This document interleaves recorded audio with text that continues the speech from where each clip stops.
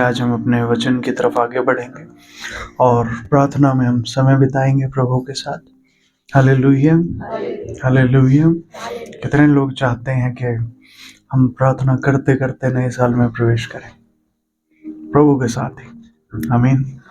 इसीलिए हम शायद यहाँ पे आए हैं। हालेलुया। ठीक है। और जो लोग नहीं आए हैं, मेरी विनती है प्रभु से, उन पे प्रभु इतनी तगड़ी डांट डाले कि वो सुधर जाए। स्कूल की छुट्टी मारना सोचते हैं वो चर्च की छुट्टी मारने को। ठीक है। उनके और दिक्कत आएगी अब उनके जीवन में। आपने प्रार्थना भी नहीं करनी उनके लिए। अब डांट पड़ने दो उन पे तगड़े वाले। मानते नहीं, ढीठ बच्चे हो रखे हैं। ठीक है। आइए प्रेयर करके शुरू करेंगे। अपने स्थानों में बैठेंगे, प्रार्थना करेंगे, अपने हाथों को परमेश्वर की ओर हम उठाएंगे। धन्यवाद प्यारे पिता परमेश्वर, धन्यवाद प्रभु जी। महान सामर्थ्य और जीवित परमेश्वर, आपकी उपस्थिति में आपने आने का अवसर दिया है, आपके लिए धन्यवाद प्रभु। आपसे विनती और प्रार्थना करता हूँ प्रभु, कलीसिया में हर एक आपके संतान है प्रभु, और आप ही का उनके ऊपर पूरा अधिकार है। अब से मैं आपके और किसी भी आपके बच्चे के बीच में नहीं आऊंगा। मैं क्षमा चाहता हूँ प्रभु। अब से आपकी पूरी ताड़ना उन पर पड़े, पूरा प्यार उन्हें मिले, पूरी सामर्थ्य उन पर उतरे, आपकी हर चीज पूरी पूरी वहां मिलने लगे प्रभु। और मेरे प्यारे प्रभु, आपकी महिमा प्रकट हो। आज की ये सब आपके हाथों में सौंपते हैं। सारी अन्य व्यवस्थाओं का इनकार करता हूं। आपकी व्यवस्था पूरी रीति से, आपका पवित्र आत्मा पूरी रीति से कब्जा ले और वही अब काम करे। धन्यवाद यीशु मसीह नासरी के नाम से, आमीन, आमीन। हालेलुया।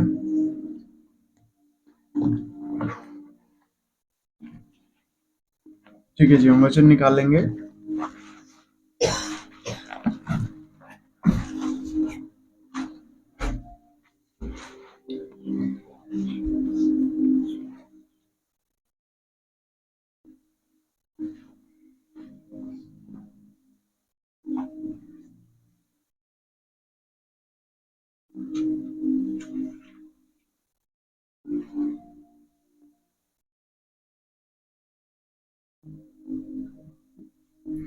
यशाया नबी की पुस्तक, उसका 41 अध्याय,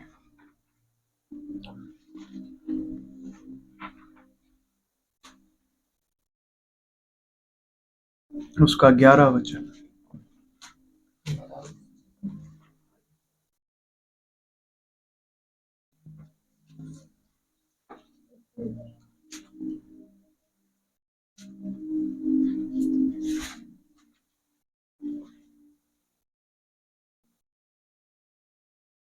देख, जो तुझसे क्रोधित हैं वे सब लज्जित होंगे, जो तुझसे झगड़ते हैं उनके मुंह काले होंगे और वे नष्ट होकर मिट जाएंगे। आमीन। प्यारे पिता परमेश्वर, आपका धन्यवाद करते हैं आज के वचन के लिए जो आपने अपनी कलीसिया को दिया है। हम आपसे विनती और प्रार्थना करते हैं इस वचन के द्वारा आज कलीसिया आशीषित हो, यीशु मसीह के नाम से, आमीन।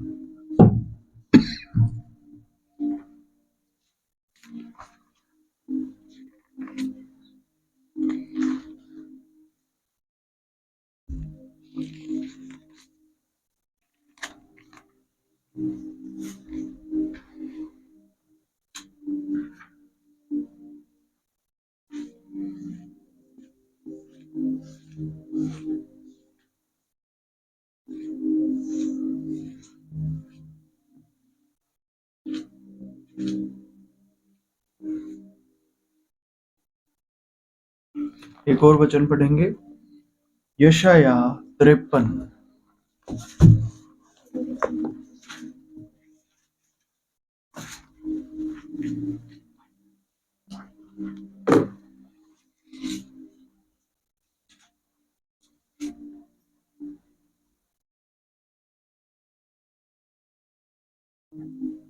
उसको हम शुरू से ही पढ़ेंगे।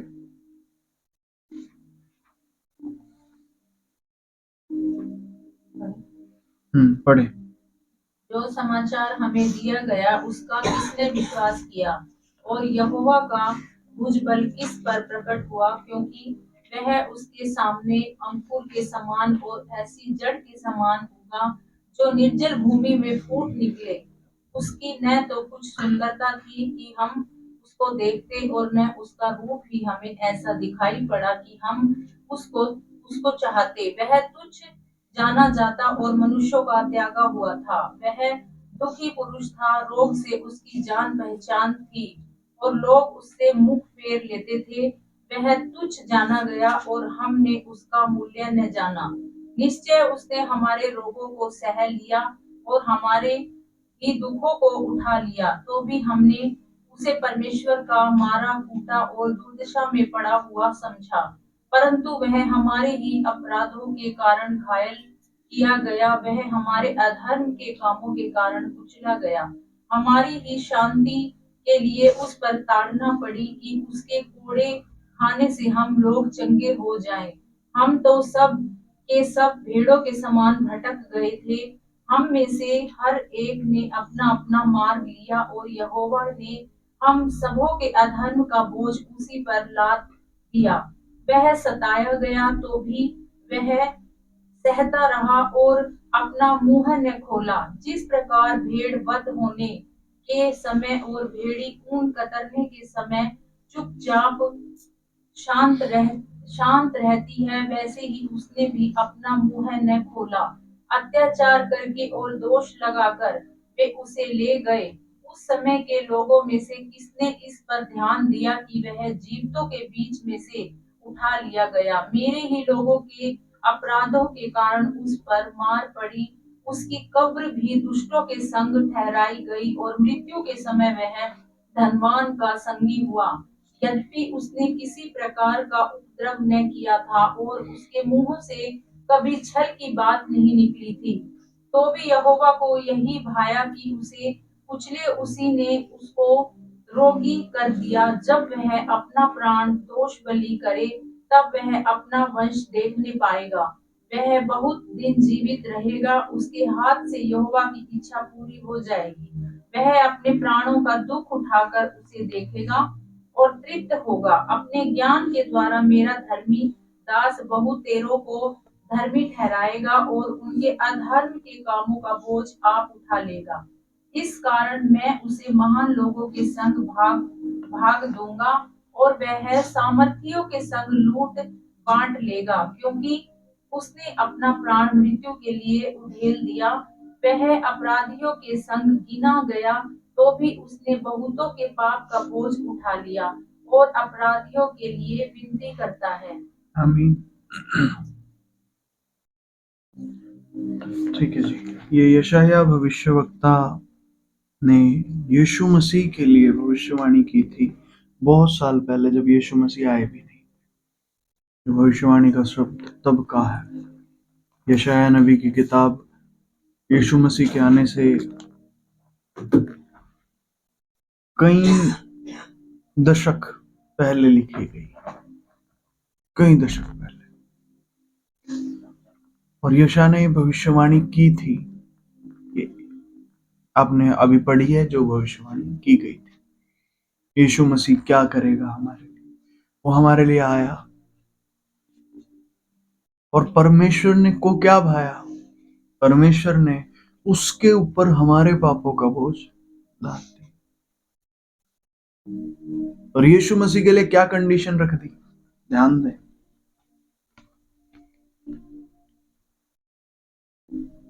यहां लिखा है 10 में 53 का 10, तो भी यहोवा को यही भाया कि उसे कुचले, उसी ने उसको रोगी कर दिया। जब वह अपना प्राण दोष बलि करे, तब वह अपना वंश देखने पाएगा। वह बहुत दिन जीवित रहेगा, उसके हाथ से यहोवा की इच्छा पूरी हो जाएगी। अपने प्राण को जब वह दोष बलि करे, लिखा परमेश्वर ने उसे रोगी कर दिया। कभी सुनी ऐसी कोई बात है परमेश्वर ने बीमार कर दिया? परमेश्वर ने उसे रोगी कर दिया, परमेश्वर ने उसे कुचल दिया। और क्या कंडीशन रखी उसके सामने?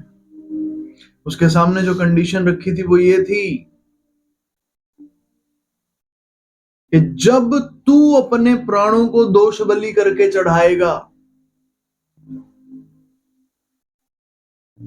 कि हाँ प्रभु परमेश्वर, आपके विरोध में मैंने दोष किया है, पाप किया है, और उसके लिए मैं अपने प्राणों को चढ़ाता हूं,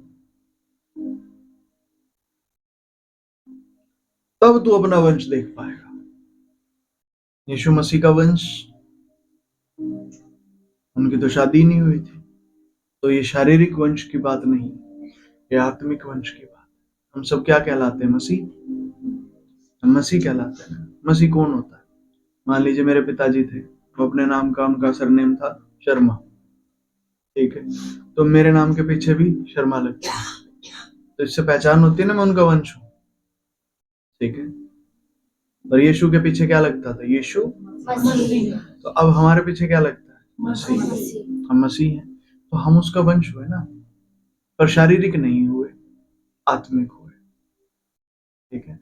परमेश्वर ने पहले बताया था अगर तू अपना वंश देखना चाहता है शरीर में, तो यीशु मसीह का विवाह नहीं हुआ था, कोई परिवार नहीं था, कोई वंश नहीं था, परंतु इतने सारे लोग मसीह, मसीह ही मसीह। और परमेश्वर ने उसको कंडीशन दे के कहा तब तू बहुत दिन जीवित रहेगा। बहुत का तात्पर्य क्या था? वो उस समय खुला नहीं था, अब पता चल रहा अनंत, मतलब कभी मरेगा ही नहीं, बहुत दिन जीवित रहेगा। और तब क्या लिखा है? उसके हाथ से यहोवा की इच्छा पूरी हो जाएगी। पड़ोसी को बोलो, उसके हाथ से यहोवा की इच्छा पूरी हो जाएगी।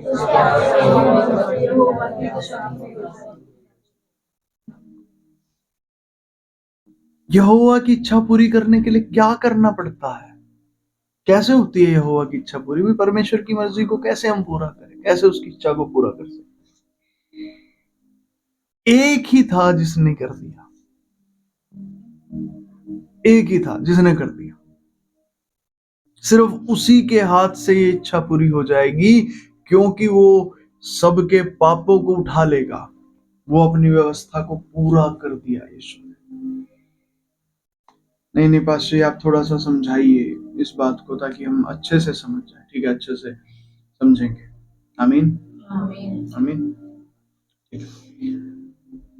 पहला आदम, जिसके हम शारीरिक वंशज हैं, पहला आदम को भी परमेश्वर ने इसलिए रखा था कि वो परमेश्वर की इच्छा को पूरा करे। ठीक है, उत्पत्ति की पुस्तक में निकाले,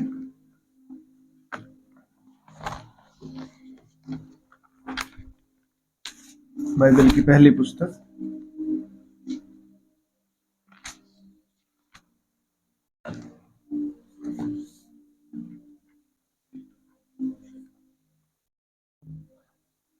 दो अध्याय,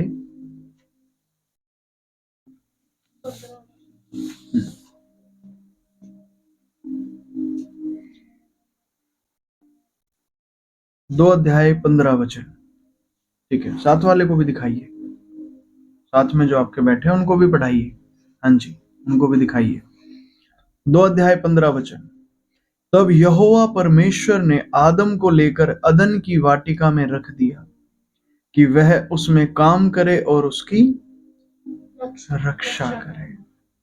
ठीक है, और तब यहोवा परमेश्वर ने आदम को यह आज्ञा दी, तू वाटिका के सब वृक्षों का फल बिना खटके खा सकता है, पर भले या बुरे के ज्ञान का वृक्ष है उसका फल तू कभी ना खाना, क्योंकि जिस दिन तू उसका फल खाएगा उसी दिन अवश्य मर जाएगा।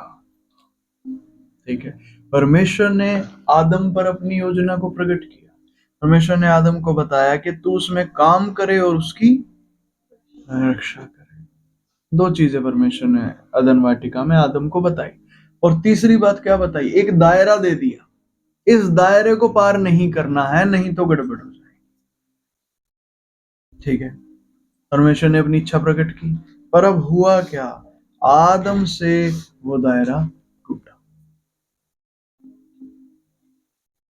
बात मान रहा है, काम कर रहा है, रक्षा कर रहा है, ठीक है, पर अब क्या हुआ? उससे वो दायरे टूट गए, उससे वो बातें छूट गई। यहां क्या लिखा है?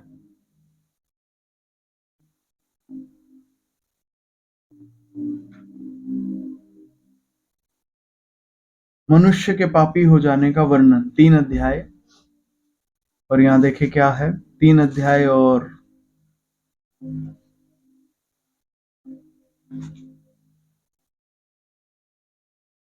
उसका 9 वचन पढ़े। तब यहोवा परमेश्वर ने पुकार कर आदम से पूछा, तू कहाँ है? उसने कहा, मैं तेरा शब्द बारी में सुनकर डर गया, क्योंकि मैं नंगा था, इसीलिए छिप गया। उसने कहा, किसने तुझे बताया कि तू नंगा है? जिस वृक्ष का फल खाने को मैंने तुझे मना किया था, क्या तूने उसका फल खाया है? आदम ने कहा, जिस स्त्री को तूने मेरे संग रहने को दिया है, उसी ने उस वृक्ष का फल मुझे दिया और मैंने खाया। तब यहोवा परमेश्वर ने स्त्री से कहा, तूने यह क्या किया है? स्त्री ने कहा, सर्प ने मुझे बहका दिया, तब मैंने खाया। ठीक है जी। आदम से वही गलती हुई जो परमेश्वर ने उसे करने के लिए मना किया। परमेश्वर की इच्छा को आदम पूरा नहीं कर पाया, और जैसे कि हम आदमी हैं, हम भी कभी नहीं कर पाएंगे, और ये हमसे नहीं हो सकता। आप कुछ समझ पा रहे हैं? जो काबिलियत हमारे बड़े में नहीं थी, वो हमें नहीं आ सकती। जिस काबिल वो नहीं था, हम नहीं बन सकते। मतलब ये कुछ ऐसा है जैसे आप संतरे से जूस बना दो, जूस को पी लो। अब दोबारा पिए हुए जूस से आप जूस नहीं बना सकते। जूस से दोबारा संतरा नहीं बना सकते, ये नहीं हो सकता। समझ पा रहे हैं मेरी बात को, क्या कहना चाह रहा हूं? जिस तरह ये नहीं संभव है, वैसे ही आदम ने जो किया,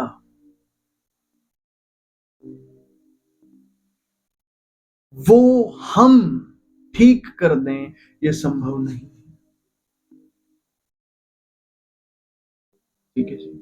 आदम से हम आ गए, अब हम ऊपर नहीं जा सकते, और हम वो काम नहीं कर सकते जो आदम कर सकता था, और जो काम आदम ही नहीं कर सकता था, वो हम तो कर ही नहीं सकते हैं। लेकिन थोड़ा सा मुश्किल है, और पवित्र आत्मा आपकी समझने में मदद करे, क्योंकि सीधा कोई उदाहरण मेरे सामने नहीं आ रहा है जो इस बात को समझा सके। ठीक है, इसको ऐसे समझ सकते हैं कि जब ऊपर वाले में काबिलियत नहीं थी, जो आगे पैदा हुआ, ऊपर वाले की ही कुछ काबिलियत उस आगे वाले में गई। कुछ, मान लीजिए ऊपर वाला 100 नंबर पे था, तो जब उससे अगला पैदा हुआ तो वो हो सकता है 90 पे हो, उससे अगला पैदा हुआ तो हो सकता है वो 85 पे हो, उससे अगला पैदा हुआ तो वो 80 पे हो, क्योंकि पाप ने ऐसे ही डिग्रेड करना शुरू किया। आप अब समझ पा रहे हैं मैं क्या कहना चाह रहा हूँ? ठीक है जी। हम वो कर ही नहीं सकते, क्योंकि हमारा जो पूर्वज था, जो आदम था, वो ही नहीं कर पाया, तो हमसे तो बिल्कुल नहीं हो सकता। अब परमेश्वर ने एक को यहां पर भेज दिया, और उसके सामने कंडीशंस रख दी। वो आदम की संतान नहीं कहलाया, वो आदम की संतान नहीं था, वो परमेश्वर के वचन से जन्मा था। एक कुंवारी गर्भवती हुई, एक कुंवारी गर्भवती हुई, और परमेश्वर का आत्मा उस पर उतरा। परमेश्वर ने जो वचन कहा था, उस वचन से वो बालक उत्पन्न हुआ। वो आदम की पीढ़ी में नहीं था। समझ पा रहे हैं? वो किसी पवित्र पीढ़ी का था, वो परमेश्वर की संतान था, उसका पुत्र था, तो वहां से आया, और उसके लिए परमेश्वर ने कोई व्यवस्था ठहराई, उस व्यवस्था को उसने पूरा कर दिया। आदम के लिए कोई व्यवस्था ठहराई थी, तुझे बारी में रहना है, इसकी काम करना और रक्षा करनी है। आदम नहीं पूरा कर पाया, इस दूसरे आदम ने कर दिया। इसको कहा था, तू मानव जाति के पापों को अपने ऊपर ले और बलिदान हो जा। इसने कर दिया। मुश्किल था, आसान तो नहीं था। पाप कुछ किया नहीं, फिर भी बीमारियां ले रखे हैं अपने ऊपर, बीमार है। पढ़ाना है यहाँ पे, देखो क्या है 4 वचन, 53 का 4। निश्चय उसने हमारे रोगों को सह लिया और हमारे ही दुखों को उठा लिया। 53 का 4। तो भी हमने उसे परमेश्वर का मारा कूटा और दुर्दशा में पड़ा हुआ समझा। हम कैसे समझते गए? उसने उसको तो परमेश्वर ने मारा, रे पाप किए होंगे, गलत काम किए होंगे, इसलिए तो परमेश्वर ने दंड दिया इसको। एक्चुअली ऐसा था ही नहीं। हकीकत क्या थी वो लिखी है, परंतु वह हमारे ही अपराधों के कारण घायल किया गया, वह हमारे अधर्म के कामों के कारण कुचला गया। हमारे अधर्म के कामों के कारण वो कुचला गया। हालेलुया। पास्टर कौन से अधर्म के काम थे जिनके कारण वो कुचला गया? अभी हम उत्पत्ति में पढ़ के आए हैं, वहां लिखा जिस दिन तू उसका फल खाएगा तो निश्चय ही मर जाएगा। ऐसा ही था ना वहां पे? परमेश्वर ने क्या कहा था? देख लो भाई, दोबारा निकाल के देख लो, पक्का कंफर्म करो इस बात को। 2 का 17 लिखा, क्योंकि जिस दिन तू उसका फल खाएगा उसी दिन अवश्य मर जाएगा। ये आज्ञा उल्लंघन का दंड था। समझ पा रहे हैं? ये क्या था? आज्ञा उल्लंघन का दंड था।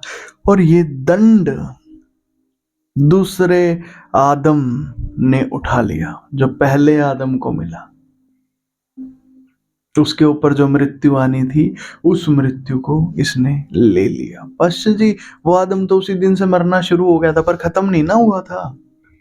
खत्म तो तब होगा जब पूरी दुनिया विनाश हो जाएगी, तभी तो आदम खत्म होगा।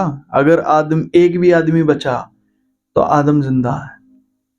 समझ पा रहे हैं? अभी खत्म नहीं ना हुआ पूरा, अभी है ना पॉपुलेशन, मनुष्य लोग है ना यहाँ पे। ठीक है,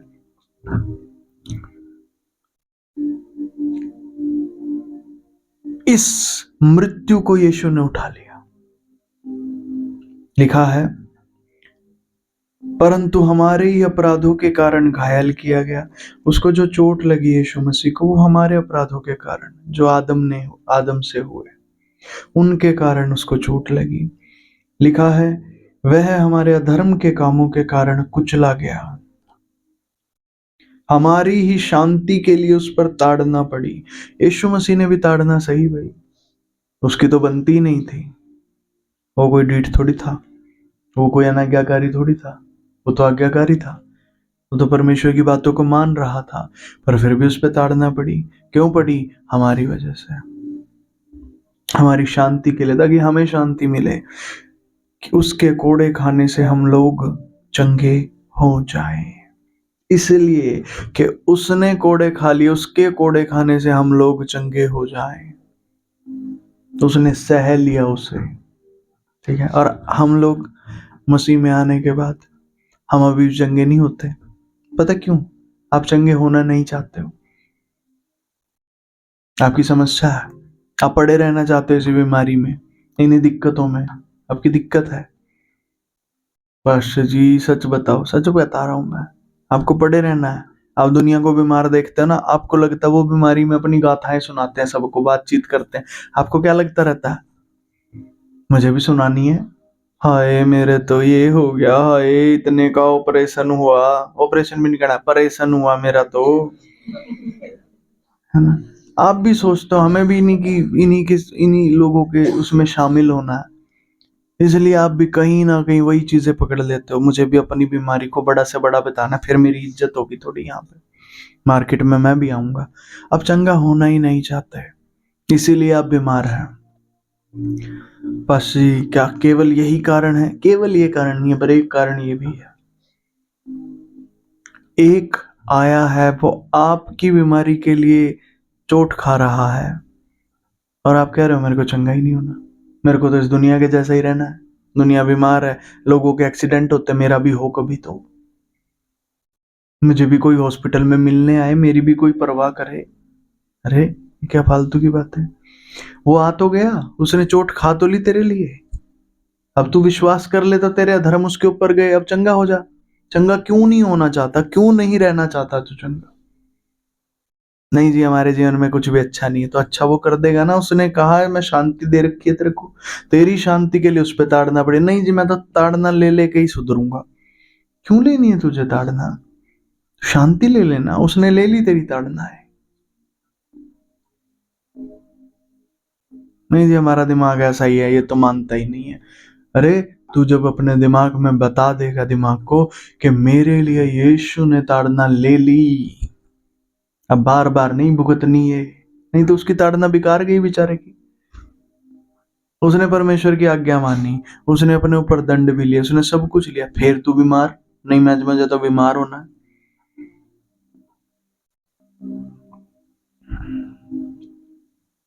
पास्टर जी, क्या आपका भी दिल करता बीमार होने का? तो मैं भी मनुष्य ही हूँ, पहले आदम से ही हूँ, मैं भी आपकी तरह ही हूँ। आप समझ रहे हैं कुछ या नहीं समझ रहे? हम सबके लिए है ये बातें, और हमें ही समझनी है, क्योंकि आज प्रभु आपको बता रहा है आपके बार बार बीमार हो जाने का कारण, आपके बार बार इन्हीं चीजों में उलझे रहने का कारण, आप क्यों प्रभु में आगे नहीं बढ़ पा रहे हैं, इसका कारण क्योंकि कहीं ना कहीं आप संसार को अडोर कर रहे हैं। अब दुनिया को देख रहे हैं, आप उस शख्स को नहीं देख रहे जो जिसने आपके लिए खून बहाया, जिसने मेरे लिए खून बहाया, आप उसे नहीं देख रहे। आपकी दिक्कत ये है। आप हो सकता है यहाँ बैठे हो, आप सोच रहे हो कल स्कूल जाना है, कल क्या करना है, कल के काम आपके दिमाग में घुस रहे हो अभी। हो सकता है, संभव है। आप यहाँ आए हैं, यीशु मसीह आज आपसे मिलने आ रहा है, वो आपसे बात कर रहा है, वो आपके जीवन को बदलना चाहता है। आपका ध्यान इधर उधर की चीजों में अभी भी निकालिए अपने ध्यान को और यीशु की ओर लगाइए, जो आपके लिए सब सह गया और आशीषें दे गया। नहीं जी, मैं तो वैसे ही चलूंगा जैसे संसार चलता है। कैसे चलता है संसार? मैं तो मेहनत करूंगा, मैं ये करूंगा, मैं वो करूंगा, और फिर अपने दम पे आशीषें लेऊंगा, कमाऊंगा आशीषों को। मैं आपको कुछ बताना चाहता हूँ, आप वही गलती करेंगे जो आदम ने की थी। वो भी अपने दम पे आशीष लेना चाहता था, उसने भी मन भावने फल को देखा था और वो उसे खाना चाहता था। उसकी बीवी ने उसे खिला दिया, वो भी खा के तृप्त हो गए। प्रभु को कहता है इसने खिला दिया मुझे, तो मैं क्या करूं? उसे ये नहीं याद रहा कि तेरे को तेरे परमेश्वर ने क्या कहा था, उसको उसका ध्यान नहीं रहा, और हम वही गलती दोहराते हैं। वो नहीं करें, क्योंकि हमारे अंदर कहीं प्यार भी है परमेश्वर के लिए। उस प्यार को यीशु से जोड़ दो बेटे, अपने प्यार को यीशु मसीह से जोड़ दो। मैं कहता हूं आप अपने जीवन में महिमा देखने लगेंगे, आपके जीवन में हर दिन चमत्कार होने लगेंगे। आपका कोई दिन नहीं जाएगा जो चमत्कार के बिना जाएगा। भलाई को आप देखने लगेंगे, आप चमत्कार करने वाले हो जाएंगे। और अब करना नहीं, जादूगर नहीं कि जादूगर धक्के से वो कुछ भी दिखा रहा है, नहीं नहीं, होने लगेंगे। धड़ाधड़ आपके हर काम में चमत्कारों को देखेंगे, हर चीज में आप महिमा को देखेंगे। जिस महिमा को आप कमाने की सोच रहे हैं 20-25 साल बाद कमा लेंगे, हम जाके इज्जत कमा लेंगे, ये कमा लेंगे, वो गाल, वो तुम्हें साथ के साथ देने के लिए तैयार है। वो तुम्हें साथ के साथ तुरंत वो तुम्हें मिलेगी। उसके लिए तुम्हें कुछ नहीं करना, कुछ नहीं करना, बस अपने प्यार को अपने बाप से जुड़ने दो, उस यीशु से जुड़ने दो। वो चाहता है कि तुम उससे प्यार करो, उसके प्यार को समझो कि उसने तुम्हारे लिए क्या किया। तुम इतना करो, मैं कहता हूं परमेश्वर आपके लिए बाकी सब कर देगा। Hallelujah, hallelujah. समझ पा रहे मैं क्या कहना चाह रहा हूं? आपको बस इस बात को जानना है कि यीशु ने क्या कर दिया है। जब आप इस बात को जान जाएंगे कि यीशु ने मेरे लिए ये कर दिया है, आप संसार में खोएंगे नहीं। अपने प्यार को जुड़ने दो यीशु के साथ। आपके लिए भाई कोई आके कील खा के चला गया, कहावती बातों को मत रखो, इस चीज को फील करें। आज इस चीज को अपने प्यार से जुड़ने दें कि कोई आपसे इतना प्यार कर गया भाई, आपके लिए ये सब सह गया।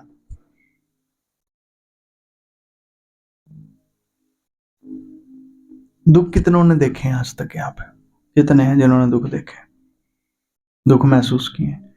मैं आपको कहता हूं, मृत्यु मृत्यु ऐसी चीज है, जितने दुख आपने सहे हैं, देखे हैं, हमेशा के लिए उसमें फंस जाएंगे। वही बार बार बार बार बार बार बार बार बार बार आपके ऊपर टूटते रहेंगे, टूटते रहेंगे। मृत्यु ऐसी जगह है, उस मृत्यु से बचाने के लिए यीशु मसीह आ गए। कुछ समझ रहे हैं? आप सोचिए, आप बीमार हैं, ठीक है, अभी तो क्या होता है, बीमारी आई, दवाई दुई ली, थोड़े ठीक हो गए, संभल गए, अगले साल फिर मिलेंगे, ठीक है, एक बार की निकली, चलो अगली बार फिर आएगी वही बीमारी, ऐसे ही चलता, ठीक है, बाहर ऐसा ही है। आप ये सोचिए, बीमारी आ गई, वो आपको मार रही है, और आपके पास कोई चारा नहीं, कैसे इससे कभी भी छूटूंगा। ये है मृत्यु। जो कोई मृत्यु में फंस जाता है, उसकी हालत ये होती है। पास्टर जी, हम कैसे मान ले? किसने देखा है?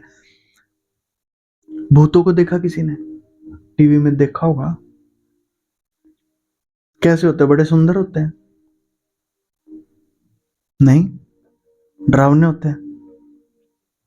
सड़े गले से ऐसे, जिन्हें कुचल डाला, इनको कभी नाखून काटने की तमीज नहीं, उनको नाक बह रहा है, उनका मुंह पे खरोंचे लगी पड़ी हैं। पता कैसे होती है वो? क्योंकि वो मृत्यु में फंस गए। अब वो चीजें उनके साथ डेली हो रही हैं।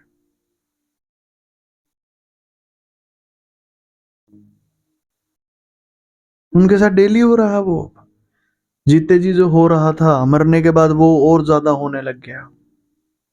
जीते जी तो शरीर था, थोड़ा बहुत चलो ध्यान बैठ जाता इधर उधर, मरने के बाद तो और ज्यादा वो चीजें हो रही। क्यों? मृत्यु में फंसे हैं। शरीर में मन बहक जाता है, बहल जाता है, चलो थोड़ा ठीक है जी, कोई बात नहीं, दुख है, दर्द है, फिर भी हंस लेते हैं। वहां नहीं होता ये। समझ आ रहा है? उनकी शक्ल देखो, उनकी दुष्ट आत्माओं की शक्ल देख देख के ये हालत पता चल जाएंगे आपको कि क्या हालात है मृत्यु के। पास्टर जी, उनका तो चलो देख लिया, जो मृत्यु में गए, जो जीवन में गए, जो जीवन में गए उनकी देख लो। यीशु मसीह से मिलने के लिए आए थे एलिया और मूसा, याद है? नहीं याद?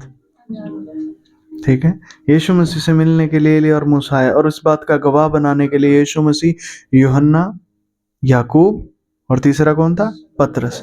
इन तीनों को अपने साथ पहाड़ पे ले गया, और वहां ये उससे मिलने आए। उनकी शक्ल देख लो। ये भाई क्या कह रहे हैं? प्रभु, ये आपसे मिलने आए, कितना पावन अवसर है, हम 3 मंडप लगाते हैं। दुष्ट आत्माओं के लिए कौन मंडप लगाता है भाई?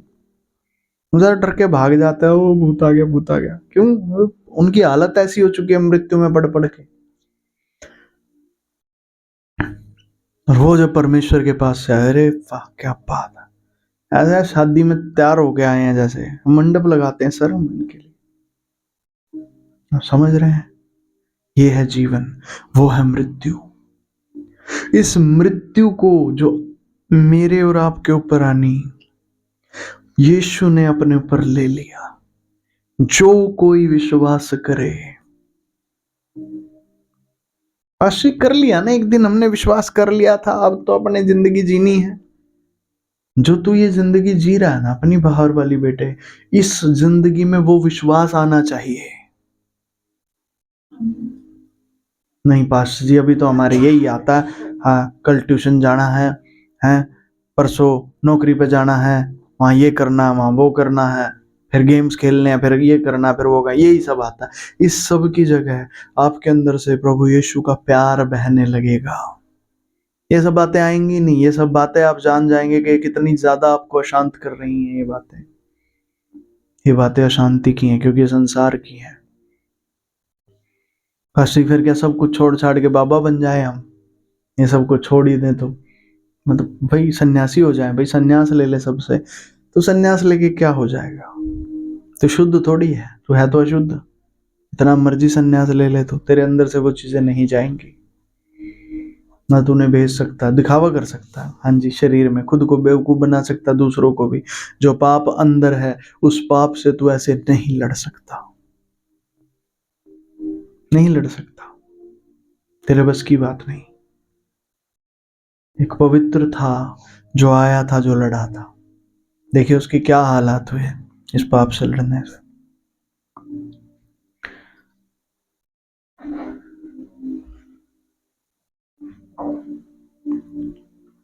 7 वचन,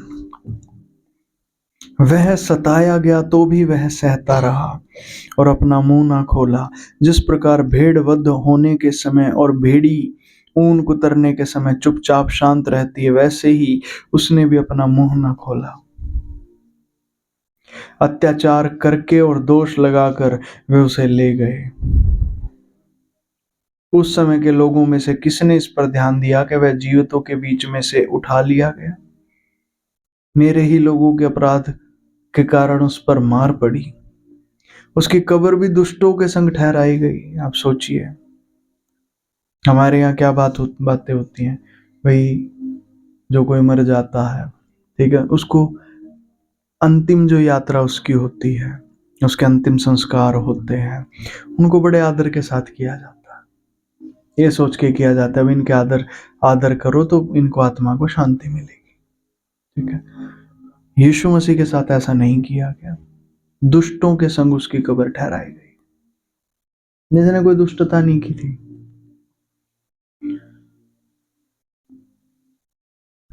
और मृत्यु के समय वह धनवान का संगी हुआ, यद्यपि उसने किसी प्रकार का उपद्रव न किया। उसने किसी प्रकार का कोई उपद्रव नहीं किया। ये बात को ना आप अच्छे से तब समझेंगे जब आप ना यहाँ पे हमारे पापों की बजाय मेरे पाप पे आ जाए, इसको अपने ऊपर लेके चले इस बात को, तब आपको ये बात समझ आएगी।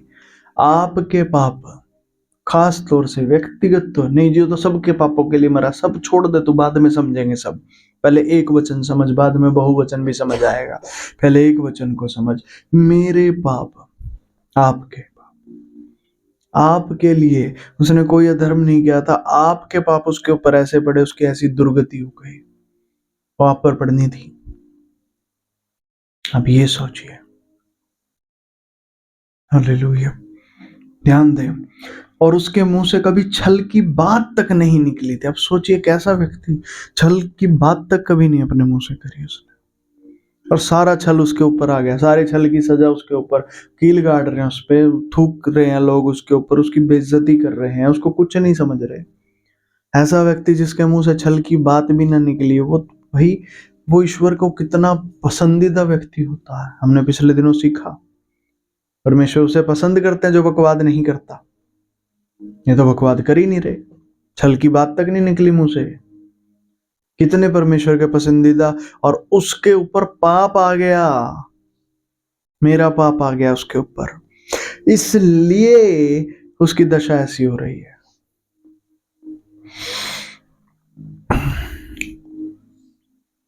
तो भी यहोवा को यह भाया कि उसे कुचले, परमेश्वर कुचल रहे हैं, कुचलने दे रहे हैं उसे। थोड़ा सोच के देखे पास जी, ये क्या इमोशनल मोमेंट है? नहीं, ये प्रकाशन की मोमेंट है। इस बात को जब आपके अंदर एक रोशनी आ जाएगी ना इस हिस्से में, मैं कहता हूं आपका जीवन बदल जाएगा, बदल जाएगा। बहुत से हिस्सों में आप बदल जाएंगे, आप वैसे रहेंगे ही नहीं। ये प्रकाशन आपके अंदर आ गई, ये बात आप समझ गए। अगर ध्यान दें, उसे कुचले, उसी ने उसको रोगी कर दिया, परमेश्वर ने उसको रोगी कर दिया। हम रोगी कैसे होते हैं कोई भी बता सकता है, सिंपल सी बात है। किसी को बुखार हो गया, घर घर में मम्मियां सब जानती हैं, हाँ, और पंखा चला ले नहाने के बाद, और ठंडा पानी पी ले पसीने में, इन्फेक्शन हो गया होगा तेरे तो बैक्टीरियल हो गया होगा, वायरल हो गया होगा, और नहीं पता तो डॉक्टरों के पास चल जाओ, वो भी बता देते हैं।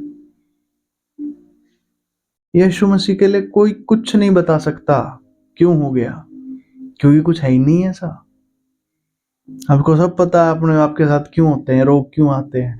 यीशु मसीह के ऊपर रोग क्यों आए? क्योंकि परमेश्वर ने उसे कुचला। पाशी, मेरा क्या फायदा है इसमें? उसको कुचल दिया, मेरा फायदा क्या है? फायदा और नुकसान ये है कि आपके लिए मार खाने केवल वो आया और कोई नहीं। आपकी बीमारी सहने के लिए और कौन आया? आ गया होगा कोई मूर्खता में, सह तो नहीं पाया, सहना तो फिर आपको पड़ रहा। आपकी जिंदगी, आप जिन दुखों को आप सहते हैं, वो सारे दुख वो सह गया आपके लिए। आपका अपना कोई आ गया जो आपके दुखों को सह गया।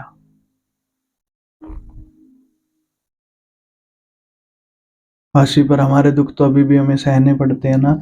मसीह में आने के बाद भी हमारे मन में तो है क्या पता यहाँ पे क्या हो जाए, क्या कुछ हो जाए, कैसे हो जाए, कौन सा दुख कहाँ से आ जाए। अभी भी तो यही होता नहीं। अब बिल्कुल ऐसे नहीं होता। आपके ऊपर अब कोई भी बात अगर आती है, वो परमेश्वर की ताड़ना आती है, वो दुख नहीं आता है। दुख उठा लिए उसने, कोई दुख नहीं आता अब आपके ऊपर। इस बात को, सच्चाई को जान ले। अब आपके ऊपर कोई दुख नहीं आता। प्रभाषी दुख तो आते हैं ना, दुख नहीं होते, वो ताड़ना होती है। अब एक चीज बदल गई तो बदल गई। बिल्ली का उदाहरण याद करो जो पिछली बार दिया था। हम नए साल में प्रवेश कर रहे हैं 12 बच्चों के। Happy new year. आमीन। ठीक है, वचन को पूरा होने देते हैं। वचन के साथ ही हम प्रवेश किए। ठीक है, बिल्ली का उदाहरण याद करो जो पिछली मीटिंग्स में दिया था। एक पालतू बिल्ली थी, ठीक है, वो पहले सड़क पे रहती थी, फिर उसको पालतू बना लिया गया। अब सड़क की बिल्लियां एक एक करके जो उनका झुंड था वो मरने लगा। पर ये जो पालतू बिल्ली थी, इसको कोई कैसे छू सकता है, कैसे मार सकता है? क्यों? ये अब घर में है। जिस किसी कुत्ते को या किसी अन्य जानवर को उसे घात करना है, उसे घर की सिक्योरिटी को तोड़ना पड़ेगा। आपको कोई ऐसे ही छू नहीं सकता है अब जब आप यीशु मसीह में आ गए हैं। पास्टर जी, हम तो यीशु मसीह में आके भी इतने दुख सह रहे हैं, हम नहीं बता सकते। अरे ये ताड़ना है। पास्टर जी, वैसी लग रही है तो दुखों जैसी लग रही है, पर ताड़ना है। और ताड़ना क्या कह रही है? सुधर जा, मन फिरा। पास्टर क्या मन फिराऊं, समझा तो दो। तुझे खुद समझना है, तेरी जिंदगी है, तू खुद ध्यान दे इस पे। नहीं जी, मैं जिंदगी पे ध्यान दूंगा तो मेरे बाकी बाहर के काम काज कौन करेगा? परमेश्वर करेगा। तो ध्यान देना शुरू कर। पास्टर सच में करके देख। वादा है उसका, वचन है उसका। तू करके देख, तो अपनी जिंदगी पे ध्यान दे। उसके राज्य और धर्म की खोज कर, उसके स्वभाव की खोज कर। उसका राज्य कैसे आएगा, कलीसिया बढ़ेगी कैसे, तो उस चीजों की खोज कर। कलीसिया कैसे बढ़े, सुसमाचार कैसे फैले, उसका राज्य कैसे आए, जहां पे न्याय हो, धर्म हो, भलाई हो, वो सब काम कैसे होंगे। तू इन चीजों की खोज में लग जा। जब तू इनकी खोज में लगेगा, तेरे लिए जो जो प्रदान होना चाहिए वो तुझे मिलने लगेगा। तू समझ आ रहा है कि नहीं समझ आ रहा? मैं सच कह रहा हूं, बड़ा ध्यान से सुनिएगा मेरी बातों को। तू परमेश्वर के राज्य और धर्म की खोज तो कर। तू ध्यान तो ला थोड़ा अपना इधर। तेरा ध्यान सारा बाहर की चीजों में लगा रहता है। वो कैसे होगा, ये कैसे होगा, वो कैसे होगा, वह कैसे होगा। एक दूसरे से बस ऊपर जाने की होड़ में लगे रहते हैं। मैं कहता हूं वहां से ध्यान ला, हटा, यहां लगा। तेरे लिए वो सब काम तेरा परमेश्वर करके दिखाएगा। पास्टर जी पहले करके दिखाए परमेश्वर, फिर मानूंगा। तो अभी जो काम आपके जीवन में हो रहे वो करके ही तो दिखा रहा है। जितनी आपकी गवाहियां हैं, ये वो करके दिखा रहा है। ये उसके काम है, तुम्हारे नहीं है। तुम्हें थोड़ी आता था कुछ करना। बहन ने गवाही दी, उनकी इतने साल पुरानी बीमारी थी। अरे उन तो डॉक्टरों को भी दिखा लिया, सबको दिखा लिया, सब कुछ कर लिया, अपने आप भी सारे जोर लगा लिए जितने हो सकते थे। नहीं हो रहा, क्यों? आता ही नहीं है। यीशु ने कर दिया। उसने अपने काम दिखाए हैं करके। उन्होंने क्या किया था? वो तो चर्च में आई थी। चर्च में आके क्या किया था जी? चर्च में आना ही परमेश्वर के राज्य और धर्म की खोज करने के लिए पहला स्टेप है। वो तो हल्का सा आगे बढ़ी बस इस काम के लिए, परमेश्वर ने कर दिया। आप कुछ समझ रहे हैं? आप सोचिए, जब आप पूरी तरह इसी काम में जुट जाएंगे, परमेश्वर कितना कुछ करेगा। आप सोच नहीं सकते हैं वो कितना कुछ करने जा रहा। उसकी इच्छाएं आपके लिए बहुत बड़ी हैं बेटे। इस नए साल में जो हम प्रवेश कर रहे हैं, आप बड़ा ध्यान दे इस बात पे। वो आज आपसे बात कर रहा है कि मेरे बेटे, जितने साल तेरी उम्र के बीत गए वो बीत गए, और मैं तुझसे कहता हूं मेरे पास तेरे लिए बड़ी योजना है। मेरी मेरी योजना तेरी योजनाओं से बहुत बड़ी। तूने अपने बच्चों के लिए सोचा होगा, मैं अपने बच्चों को ये बनाऊंगा वो बनाऊंगा, अपने लिए सोचा होगा, है ना। परमेश्वर कह रहे हैं मेरे पास इससे बड़ी योजना है, जब मैं करूंगा तो सोच भी नहीं सकता। बहन ने कभी सोचा भी नहीं होगा इस बीमारी से ठीक भी हो सकती हूँ मैं, तो सोच लिया होगा ठीक है भाई, अब कोई इलाज नहीं है तो कोई बात नहीं, हो जाता है, बीमारी है, कोई इलाज नहीं है तो नहीं है। परमेश्वर के पास वो था जो उन्होंने कभी सोचा भी नहीं होगा। आपके जीवन के लिए परमेश्वर के पास वो है मेरे बेटे जो आपने कभी सोचा भी नहीं है, सोचा भी नहीं। हालेलुया। पाशी कैसे हो सकता है, ये बीमारी कैसे ठीक होगी? क्योंकि उस बीमारी को यीशु ने अपने ऊपर ले लिया था, इसलिए उसने ठीक करवा दिया। भुगतनी तो पड़ती है, सजा तो भुगतनी पड़ेगी, अधर्म हुआ है तो सजा भुगतनी पड़ती है। अब किसी ने भुगत ली उसकी सजा, इसलिए बहन ठीक हो गई। समझ रहे हैं? आपके सारे पापों की सजा किसी ने भुगत ली, इसीलिए इन दुखों में रहने की आपको जो ठीक है जी, ये दुख काट दो और फिर हम संसार में तरक्की करेंगे। संसार अपने आप में दुख है। आप इस सत्य पर विश्वास करें, आप संसार से छूट जाएंगे। जो आपको एक होड़ लगी रहती है ना, हर टाइम बढ़ना है, पैसे कमाना है, बड़ा आदमी बनना है, बड़ी पढ़ाई लिखाई करनी है, अच्छे से शिक्षित होना है, इंटेलिजेंट आदमी बनना है, ये करना है वो करना है, ये सारी होड़ संसारिक है, ये पाप है, इससे ही छूटना है आपको। ये बात आज इसीलिए प्रभु बता रहे हैं, बेटे उस प्यार के रिश्ते के साथ मेरे साथ जुड़ जा तो संसार से छूट जाएगा। क्योंकि संसार मृत्यु में जा रहा है, संसार ही मृत्यु है। नहीं जी मैं तो चर्च में इसलिए आया हूं कि मेरा काम बन जाए और मेरी अच्छी नौकरी लग जाए, मेरा ये हो जाए, मेरा वो हो जाए, संसार में मेरे कोई रेपुटेशन हो जाए, मुझे तो यही चाहिए। तुझे यही चाहिए, तेरे परमेश्वर के पास बड़ी योजना है, बड़ी योजना है। पड़ोसी को बोले बड़ी योजना है। और इस नए साल में परमेश्वर चाहते हैं मेरे बेटे 2025 तक तेरी उम्र जितनी गई,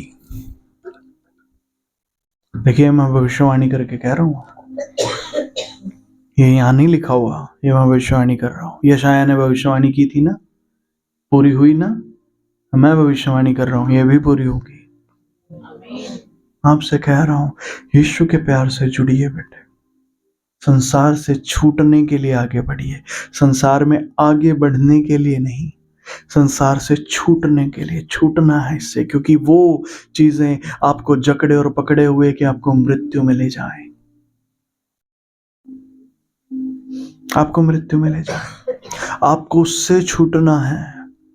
उससे छूटने के लिए आपको ये बलिदान को जानना होगा कि कोई मेरे लिए बलिदान हो चुका, अब मैं क्यों इस संसार के बोझ के तले दबा रहूं, इससे मुझे निकलना है।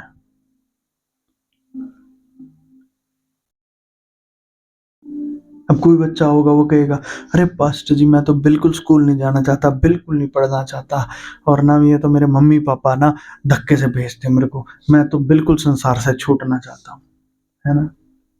मैं आपसे कुछ कहना चाहता हूँ, जब तू संसार से छूटेगा ना, तेरे ऊपर किसी का कोई दबाव नहीं होगा, ना मम्मी का ना पापा का, और अगर तू बड़ा हो चुका है तो तेरा खुद का भी कोई दबाव नहीं होगा। तेरे ऊपर किसी भूखमरी का दबाव नहीं होगा कि कुछ करूंगा नहीं तो खाऊंगा क्या, तेरे ऊपर से दबाव हट जाएगा। आप कुछ समझ रहे हैं? तेरे ऊपर से दबाव हट जाएंगे कि तुझे कुछ दूसरे को बन के दिखाना है, तुझे कुछ साबित करना अपने आप को कि हाँ मैं भी कुछ हूं। अरे ये लोग मुझे कुछ क्यों नहीं समझ रहे, मैं तो इतना करता हूं, ये लोग फिर कह देते हैं अरे कुछ किया ही नहीं तूने। आपके ऊपर अभी यह दबाव है कि आप दूसरों के निर्णयों के ऊपर बैठे हुए हैं, दूसरे बताएंगे आपको हाँ तूने कुछ किया कि नहीं किया। इस दबाव से छूट जाएंगे, क्योंकि इसकी सजा भुगत चुका कोई आपके और मेरे लिए। समझ आ रहा है कि नहीं?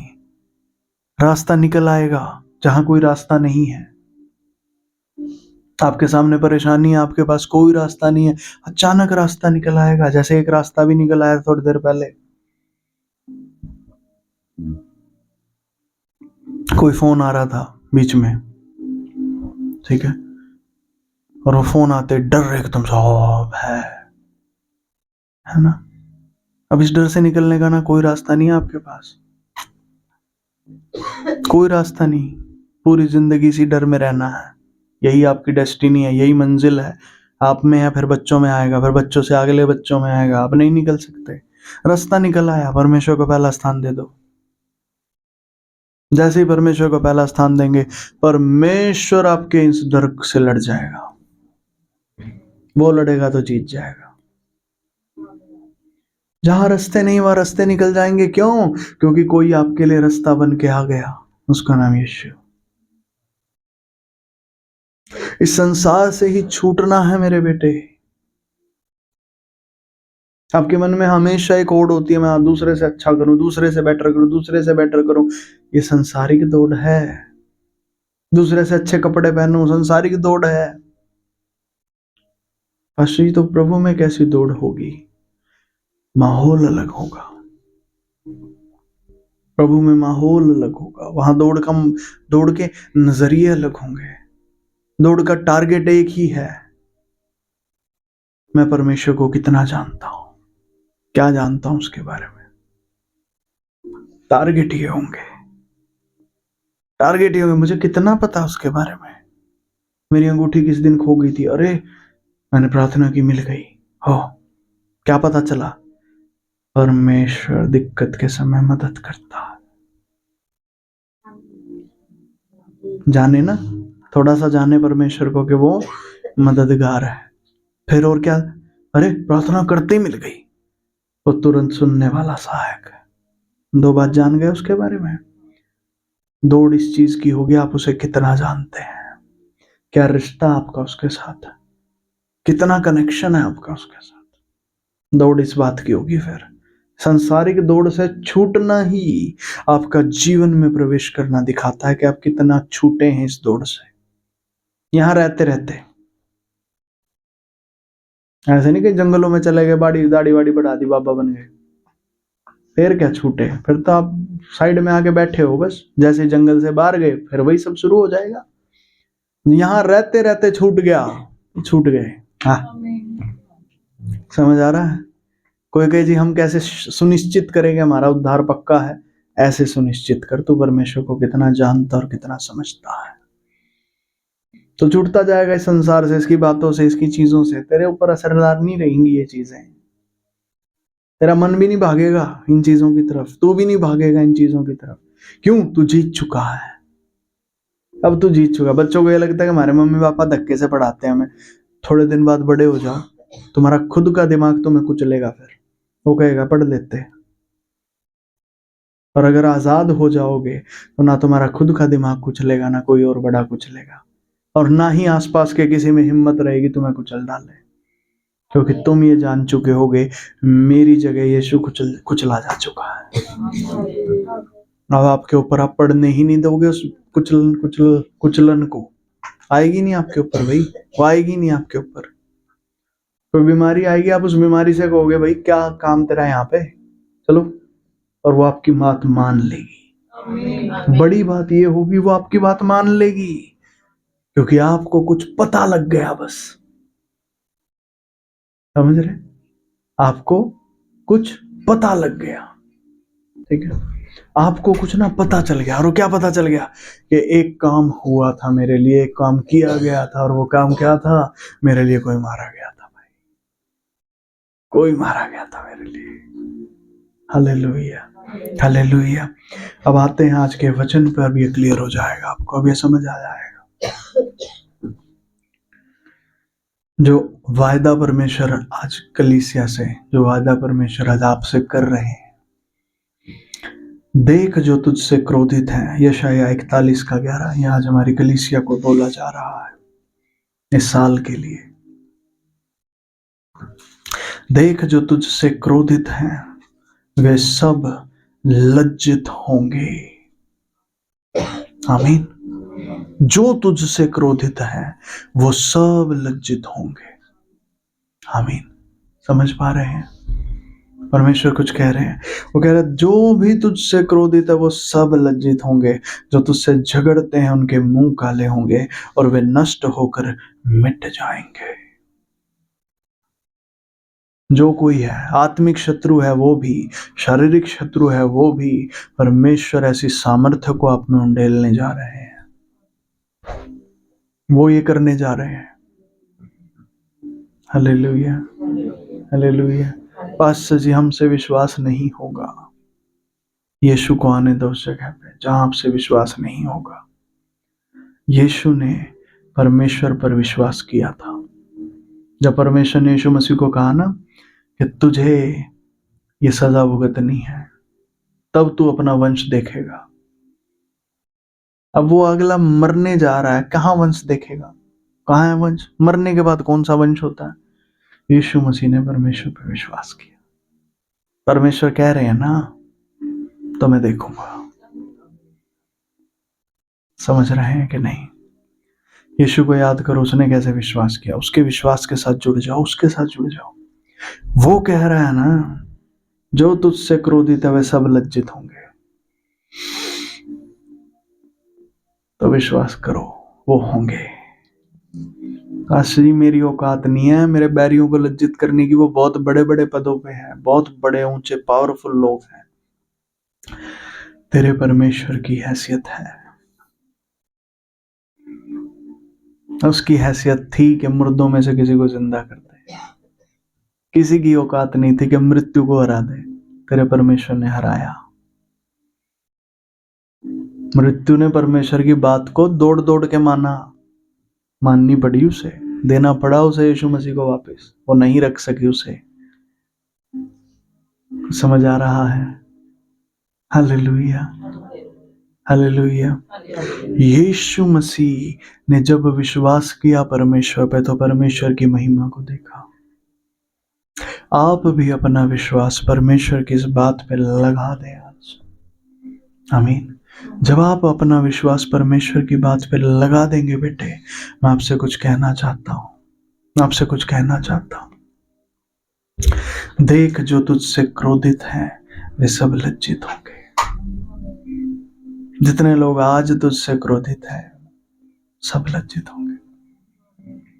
आत्मिक भी, शारीरिक भी, प्राणिक भी, हर तरीके से। कुछ लोग हैं जो तुझसे तुझसे गुस्सा है क्योंकि तू शरीर में ऐसा है, उनको देख के चिढ़ होती है।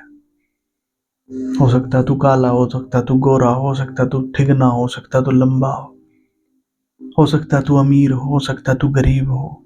तुझसे चिढ़ते होंगे, नफरत करते होंगे तुझसे। हो सकता है उन्हें तेरी आवाज पसंद ना, हो सकता है तेरा वहां पे होना उन्हें पसंद ना, हो सकता है तेरे काम उन्हें अच्छे ना लगते हो सकता है वो तुझे चाहते ना हो सकता है वो तुझे दबाना चाहते हो सकता है तुझे खत्म करना चाहते हो सकता है वो तुझे तेरी संपत्ति को ज्यादा से ज्यादा चाहते हो सकता है वो सोच रहे होंगे कैसे ये बंदा खत्म हो और कैसे मैं आगे बढ़ूं। हो सकता है बीमारियां हैं जो तेरे तेरे चारों तरफ बीमारियों ने तुझे घेरा हुआ है। ये बीमारी, वो बीमारी, ये दिक्कत, वो दिक्कत, और तेरा शरीर उबर ही नहीं पा रहा उन बीमारियों से। हो सकता है वो बीमारियों के तरीके से हो सकता है वो रिश्ते नातों के तरीके से हो। तेरे रिश्ते संभल ही नहीं रहे, तुझे समझ नहीं आ रहा कैसे मैं अपने रिश्तों को संभालूं। हो सकता है जितना मर्जी कर लूं ये नहीं संभलते, ये नहीं सुधरते, ये नहीं इनमें बात बनती। क्यों? कोई शत्रु है जो तेरे रिश्ते नातों को बिगाड़ रहा है, वो ठीक नहीं हो पा रहे हैं। तुझे समझ नहीं मिल रही है कि कैसे मैं इसे ठीक करूं। हो सकता है तेरी जिंदगी, तेरा करियर हो, तेरी पढ़ाई लिखाई, तेरी एजुकेशन, तेरा जॉब हो, तेरे करियर हो, तेरे सामने ऐसे खड़ा हुआ पहाड़ की तरह, तू जरा सा भी उसे हिला नहीं पा रहा और तू हारा हुआ है। तो बहुत बुरी तरह से वो तुझ पे क्रोधित है। वो तो ऐसा है बस तुझे कुचलने पे है।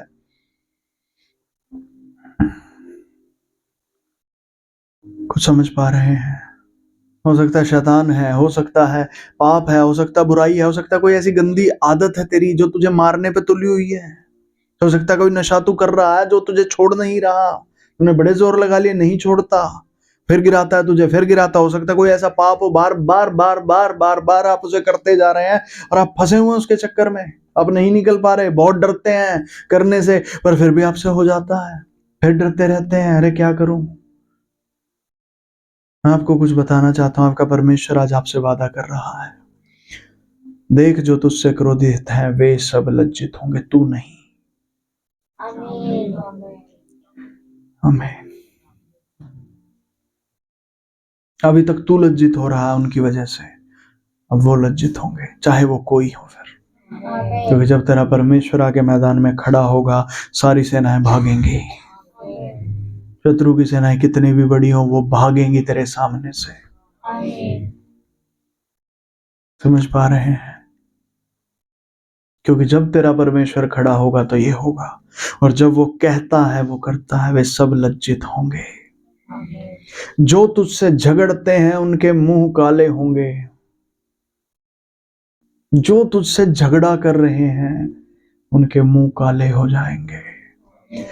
तेरा परमेश्वर कह रहा, अभी वो तुझसे झगड़ रहे हैं, अभी तुझे सता रहे हैं, अभी तुझे परेशान करे, बार बार आके भिड़ रहे हैं, बार बार आके टक्कर मार रहे हैं, चाहे वो आत्मिक चीज है चाहे शारीरिक चीज है, अभी हो रहा है।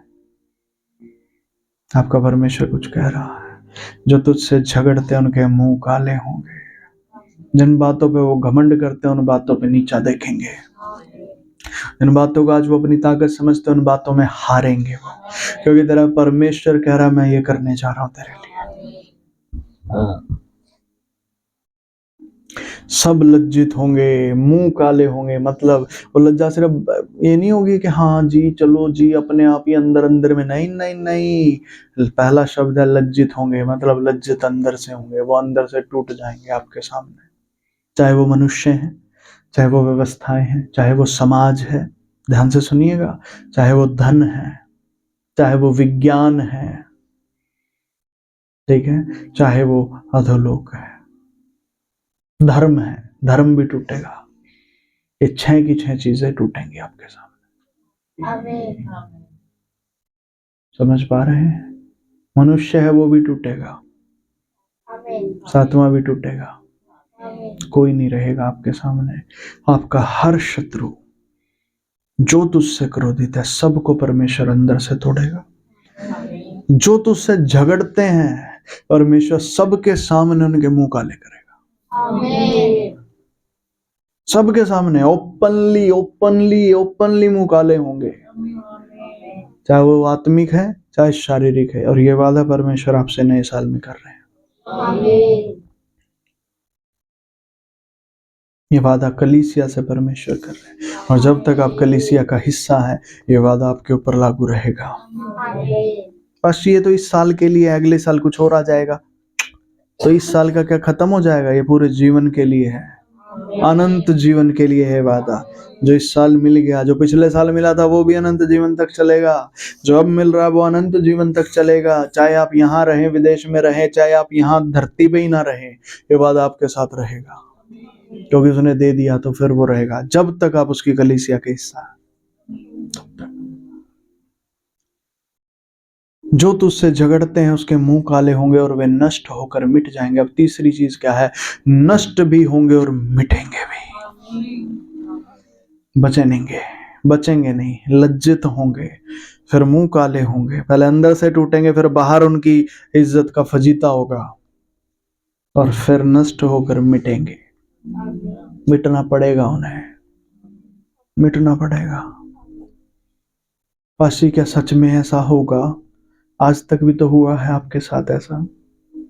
आपकी जितनी गवाहियां हैं देखो उनमें कैसे, यही तो गवाहियां। आपकी परेशानी आपके सामने आई, कैसे लज्जित हुई, मुंह काला हुआ। जब आप यहाँ आके गवाही देते हैं ना, अब मुंह काला कर रहे हैं उन दिक्कतों का जो आपके सामने आती थी। बेइज्जती हो रही उनकी सरेआम। हर अब तो ऑनलाइन होती है बेइज्जती। ठीक है, सरेआम कौन कर रहा है? आपका परमेश्वर कर रहा है। और यह आशीष वो आपको सदा के लिए देना चाहता है, हर चीज में और हर हिस्से में। जब आशीष आ जाएगी ना, फिर एक एक हिस्से को पकड़ना नहीं पड़ता। आ गई अब तो वो हर हिस्से में काम करेगी। कोई कभी आपका विरोधी बनने की सोचेगा भी नहीं, डरेंगे। लिखा है वे नष्ट होकर मिट जाएंगे। नष्ट होकर पास कैसे हो जाएगा ये? क्योंकि आपके अपराधों को कोई ले गया, इसलिए अब वो चीजें आपके ऊपर आ ही नहीं सकती। आप धर्मी हो गए, इसलिए ये होगा। दिमाग पूछता क्यों? दिमाग को बताओ यूं, क्योंकि एक आदमी आया था, एक आया था परमेश्वर का पुत्र, वो ले गया मेरे अपराधों को, मेरे पापों को वो ले गया, इसलिए होगा मेरे सब बैरी लज्जित होंगे, उनके मुंह काले होंगे जो मुझसे झगड़ते हैं, वे नष्ट होकर मिट जाएंगे। मतलब रहेंगे ही नहीं। एक तो होना होता है चलो लज्जित हो गए फिर भी आंखों को खटक रहे हैं, नहीं खटकेंगे, नष्ट होंगे, मिट जाएंगे, स्मरण तक नहीं रहेगा उनका, ढूंढने पे भी तूने नहीं पाएगा। ये आपका परमेश्वर है, समझ पा रहे हैं? ये आपका परमेश्वर है, वो ये काम करेगा। आमीन। पास आज तक ये काम हमारे साथ हुआ नहीं, तो अब होगा, तैयार हो जा।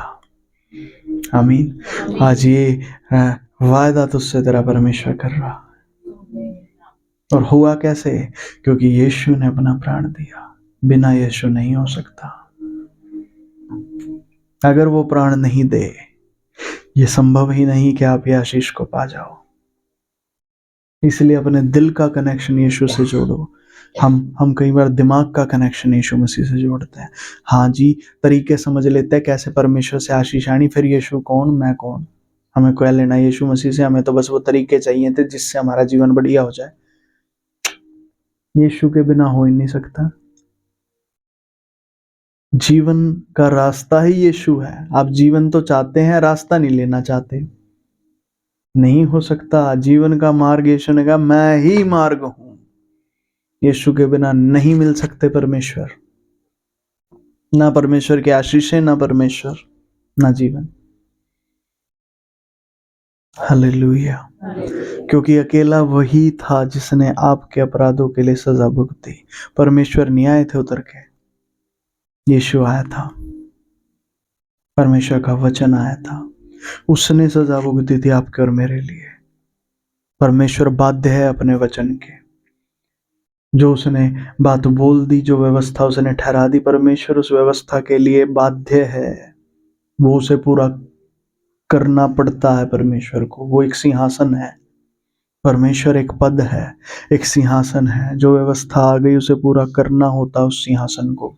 यीशु मसीह ही केवल वो व्यक्ति था जो कहता पिता मैं तेरी व्यवस्था को भी पूरा करूंगा और इसे बचा के भी लाऊंगा। वो आया, उसने उस सिंहासन की व्यवस्था को पूरा किया और आदम को बचा के भी ले गया। अकेला आया, अकेला हीरो। परमेश्वर को कहते हैं परमेश्वर नहीं आए, यीशु आया, उसने पूरा किया और अब हमें परमेश्वर से जोड़ दिया। यीशु के बिना मुमकिन नहीं। यीशु को आने दो, उन तरीकों को स्वीकार करो, उन विधियों को स्वीकार करो जो यीशु मसीह नामक व्यवस्था में। उनसे भागो मत, उनसे लड़ना बंद करो, उन विधियों से ना भागो। परमेश्वर ने जितनी विधियां ठहराई है यीशु मसीह नामक व्यवस्था में, उन सब को स्वीकार करो। बाकी विधियों को त्याग दो जो बाहर की हैं, बाकी स्वभावों को त्याग दो जो बाहर के हैं, सिर्फ यीशु को फॉलो करो। मैं कहता हूं संसार से आप छूट जाएंगे और ये वादा परमेश्वर आप में पूरा करने जा रहे हैं। आमीन। देख जो तुझसे क्रोधित हैं वे सब लज्जित होंगे, जो तुझसे झगड़ते हैं उनके मुंह काले होंगे, वे नष्ट होकर मिट जाएंगे। जो तुझसे लड़ते हैं उन्हें ढूंढने पे भी तो ना पाएगा, जो तुझसे युद्ध करते हैं वे नष्ट होकर मिट जाएंगे। क्योंकि मैं तेरा परमेश्वर यहोवा तेरा दाहिना हाथ पकड़ कर कहूंगा मत डर, मैं तेरी सहायता करूंगा। परमेश्वर ये बात आज हमारी कलीसिया को बोल रहे हैं।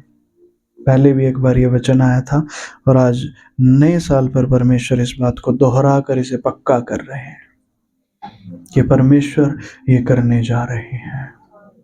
आमीन, आमीन। पास्टर जी हम तो बस आपका सहारे तर जाएंगे, नहीं होगा। तुझे यीशु का सहारा लेना होगा, मेरे सहारे से नहीं तर पाएंगे। हालेलुया। तुझे यीशु को जानना होगा। मैं हर दिन जो आकर प्रचार करता हूँ वो प्रचार यीशु है, तुझे इसे पकड़ना होगा, इसमें तुझे बढ़ना होगा। इनकी आज्ञाओं को, एक एक आज्ञाओं को तुझे पकड़ना होगा, गंभीरता से समझ समझ के मानना है तुझे। हाँ जी, मान लेंगे, कभी करेंगे, अभी करना है। हालेलुया। बाद में समय नहीं है। जो आज्ञा मिलती है, जैसी मिलती है, जो बात मिलती है, पकड़ लो। वरदान मिलता है, वरदान पकड़ लो। आशीष मिलती है, आशीष पकड़ लो। आज्ञा मिलती है, आज्ञा पकड़ लो। ताड़ना मिलती है भैया, ताड़ना पकड़ लो, छोड़ना नहीं। ताड़ना कैसे पकड़े जी? एक बार जिस बात के लिए डांट दिया गया, दोबारा रिपीट नहीं होनी चाहिए। पकड़ लो बस, ऐसे ही पकड़ लिया अगर उसको, दोबारा नहीं हो। ध्यान दो उस पर, पूरा ध्यान लगा दो, पूरा जोर लगा दो। पकड़ लो, पकड़ना तो पकड़ना, बात खत्म। और कुछ करना नहीं तो मतलब करना नहीं, जो कहा गया है वही करना है। आज्ञाकारी हो जाओ बेटे। Hallelujah, hallelujah. आइए अपने स्थानों में खड़े होंगे और हम अंतिम प्रार्थना। Thank you Jesus. कुछ लोग यहाँ पर हैं जिनको लग रहा हो घरे ये बात आज कुछ जो प्रभु ने बताई बहुत गंभीर है, पर मैं तो इसको अंदर ले ही नहीं पाया, मैं तो अभी वहीं पे खड़ा हूँ। तो अभी जो प्रार्थना हो रही है, आप उसमें अपना हृदय प्रभु को बता दीजिए कि प्रभु मैं आपकी बात को स्वीकार भी करता हूँ और इसे लेना भी चाहता हूँ, मुझे कृपया दे दीजिए प्रभु। तो मैं कहता हूँ प्रभु आपको समझा भी देंगे और इस बात को आप में लागू कर देंगे, पूरा भी कर देंगे, वो कर देंगे। यीशु मसीह प्रेम है, वो प्यारे हैं, वो कर देंगे। पवित्र आत्मा आपके अंदर वो काम करवा देंगे।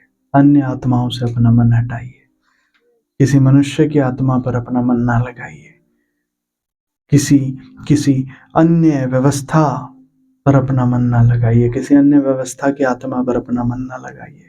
केवल परमेश्वर की आत्मा, केवल यीशु मसीह की आत्मा पर अपना मन लगाइए।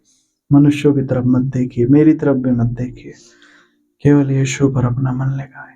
वो यहाँ मौजूद है, उसकी पवित्र आत्मा को आप महसूस कर सकते हैं। अपने हृदय से उसे देखिए, वो आपको दिखेगी, वो आपको मिलेगी। धन्यवाद प्रभु जी आज के वचन के लिए, सारी बातों के लिए जो यीशु मसीह आप हमारे लिए कुर्बान हुए, अब मेरे लिए कुर्बान हुए। प्रभु यीशु आपका धन्यवाद करता हूँ।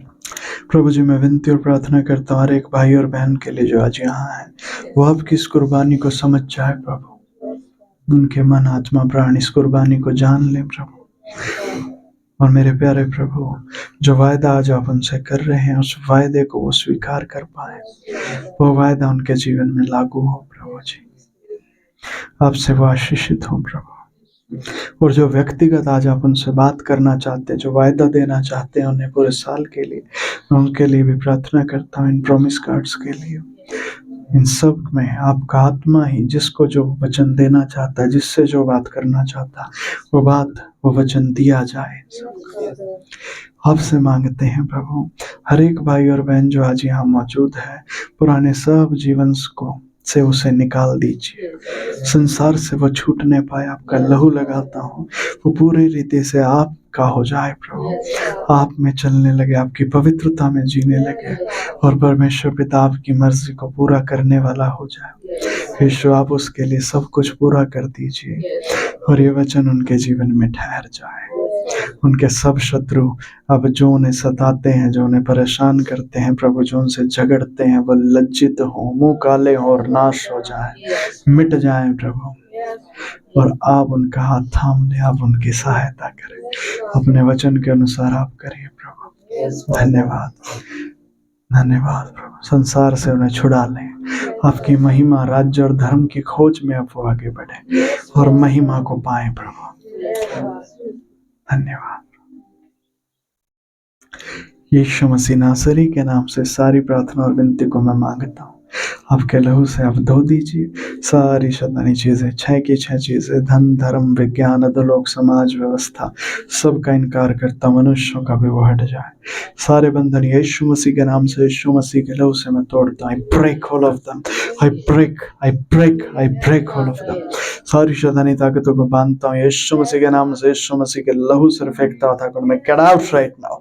सारे गढ़ भस्म, सारे काम जल जाएं दुष्ट के। पवित्र आत्मा जी आप आ जाइए, कृपया आपका राज्य स्थापित करें, आप राज्य करें प्रभु, हर एक हृदय में आप राज्य करें, आपका भय छा जाए, आपका युक्ति पराक्रम बुद्धि और समझ से आप भर दे, अपने ज्ञान से अपनी प्रवीणता से भर दे, और यह आपका आत्मा राज्य करे यीशु मसीह के नाम से, आमीन आमीन। प्रभु आपके राज्य के लिए जो कोई भी भेंट या दान देते हैं उनको आप आशीषित करें प्रभु, और वो आपके भय में और आपकी आज्ञाओं के अनुसार ही इस काम को करने पाए यीशु मसीह के नाम से, आमीन। ठीक है जी, मैं प्रॉमिस कार्ड सब